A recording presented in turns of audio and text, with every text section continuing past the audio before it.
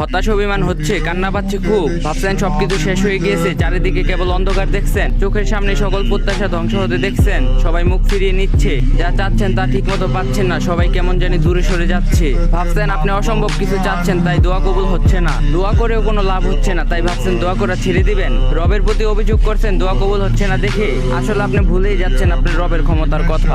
মনে রাখবেন তিনি আল্লাহ। আদম আলাইহিসসালামকে মা বাবা ছাড়াই সৃষ্টি করেছেন। তিনি মুসা আলাইহিসসালামকে ভয়ঙ্কর শত্রুর ঘরেই লালিত পালিত করেছেন। মরিয়ম আলাইহিসসালামকে স্বামীর মধ্যস্থতা ছাড়াই সন্তান দিয়েছেন। বৃদ্ধ জাকির আলাইহিসসালামকে বন্দা স্ত্রীর মাধ্যমে সন্তান দিয়েছেন। ইসুফ আলাইহিসসালামকে কুয়া থেকে বাঁচিয়ে কৃতদাসতব্য থেকে সম্রাষ্ট্র বানিয়েছিলেন। ইয়াকুব আলাইহিসসালামের দোয়া 40 বছর পর কবুল করেছেন।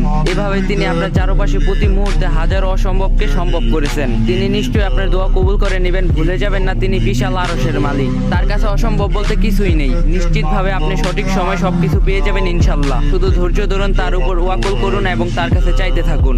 আপনার রব জানেন আপনার জন্য কখন কি মঙ্গলজনক, তাই থেমে যাবেন না, হতাশ হবেন না, দোয়া কবুল করতেই থাকুন। আজকে না হোক একদিন ঠিকই হবে। ওয়াল্লি শেষ হাসিটা আপনি হাসবেন ইনশাআল্লাহ। আর গাইস আমি একটা প্রবলেমে পড়ছি, যেই কারণে আমি আমার সেকেন্ডারিটা সেল দা দিম। যারা যারা নিতে